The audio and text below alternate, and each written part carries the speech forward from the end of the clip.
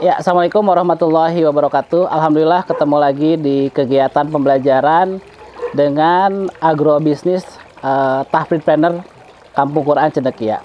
Hari ini saya berada di salah satu lokasi untuk kegiatan magang para peserta dari Tahfidz Kaki C, yaitu di Balan Farm Dago Resort.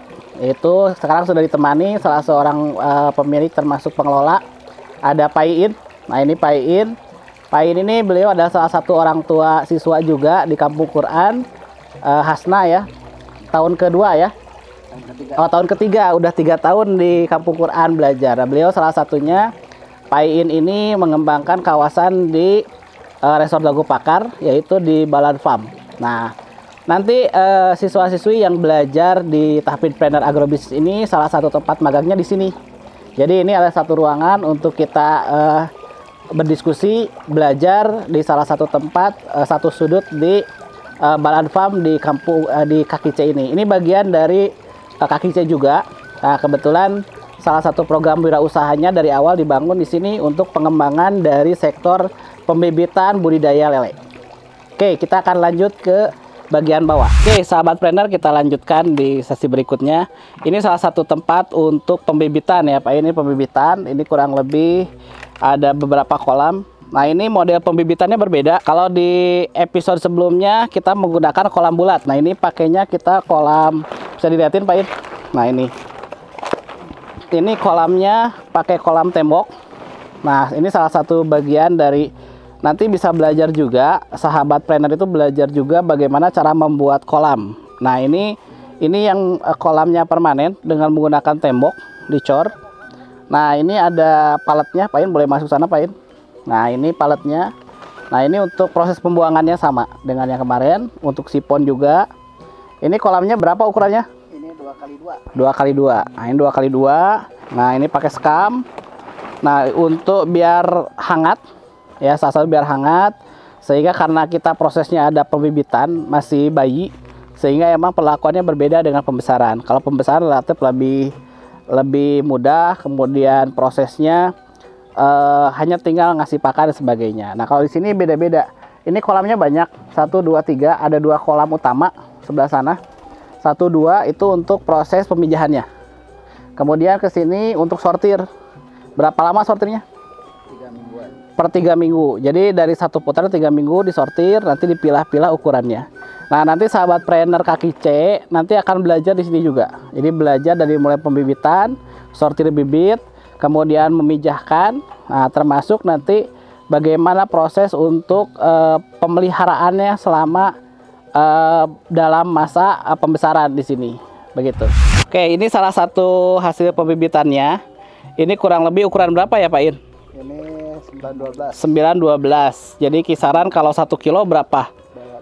80 ekor. Ini udah mulai untuk siap jual, yang paling ujung sebelah sini. Jadi ini bibit ikan ini prosesnya dari sana, dari mulai mijah, disortir sampai besar, baru dijual untuk keluar begitu. Nah, biasanya di masa penjualan ini tetap kita lakukan sortir karena ukurannya berbeda-beda ya. Jadi pertumbuhannya beda-beda. Nah, termasuk salah satunya apakah ini dikasih pakan maggot ya? Maggot juga. Pakan alternatif maggot. Di sana ada kandangnya, di atas ada pengolahannya. Nah, ini salah satunya adalah nanti sahabat trainer agrobisnis akan belajar juga di sini. Ini ada saungnya, tempat berkumpul juga. Sahabat trainer, proses berikutnya dalam proses pembibitan itu adalah penyiapan kakaban. Jadi kakaban itu sejenis induk yang dipersiapkan untuk menyimpan telurnya. Jadi kakaban ini diset dulu seperti ini. Ini proses penyiapan kakabannya. Ini satu kolam kurang lebih untuk 1:1 ya Pak Iin ya. 1:1. Nah, ini prosesnya seperti ini. Sebelum diairin kita siapin dulu kolamnya. Nah, karena indukannya besar sehingga perlu dipakai pemberat ya. Seperti ini, bambu pemberat. Nah, nanti sahabat trainer agrobisnis Kaki C ini akan belajar juga detailnya seperti apa, kemudian proses seperti apa, ini akan belajar banyak di sini. Jadi mudah-mudahan ini bisa menjadi virus yang bagus untuk dikembangkan di daerahnya masing-masing. Ya, sahabat trainer, ini salah satu kolam indukan ya, indukan yang dimiliki oleh Pak Iin. Ini indukannya kita bikin 3 kolam. Satu kolam dibagi 4. Ini yang sebelah sini kolamnya untuk yang sudah dipijahkan. Ini perempuan sama laki-laki kolamnya ya. Nih kalau bisa dilihat kawan-kawan. Sekilo berapa ini Pak In? Ini sekilo 1.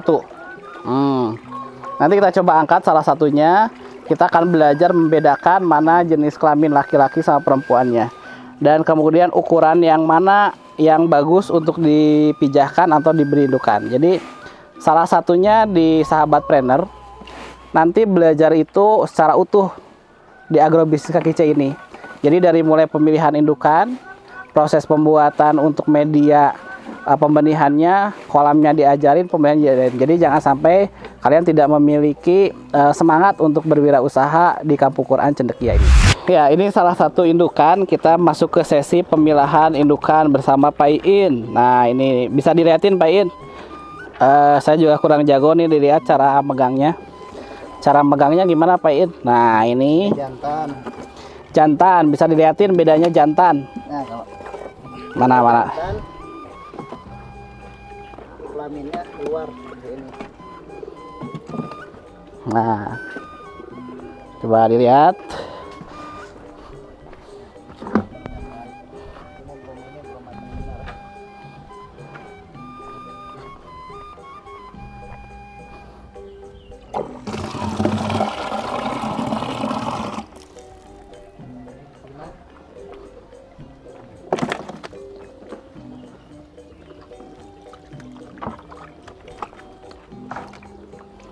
Nah, itu betina bedanya. Yang betina bisa lebih montok, kalau yang laki-laki dia lebih panjang ya. Panjang. Ukurannya lebih panjang. Nah, ini betina juga. Nah, ini betina. Biasanya 1 banding berapa Pak In? Sekarang mah 1:1. Untuk di kolam ukuran 2 meter ya. 2 kali meter persegi bisa 1x1. Kalau di teorinya bisa berapa ribu 1 kali? Teorinya sampai 30.000. 30.000.